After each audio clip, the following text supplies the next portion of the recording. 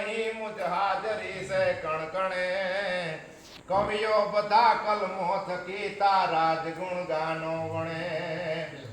છેલ્લે એની લખ્યું છે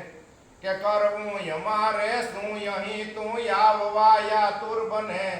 એવું હું કરીએ તો અહીંયા કરવું અમારે શું અહીં તું આવવાયા તુર બને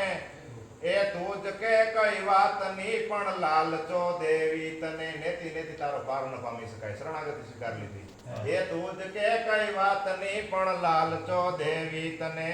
પોતે રાધે લખાવે રાધે પછી કાલું અને ઘેલું ઘણું તારું ગણે કવિઓ બધા કલમો થકી તારા જ ગુણ ગા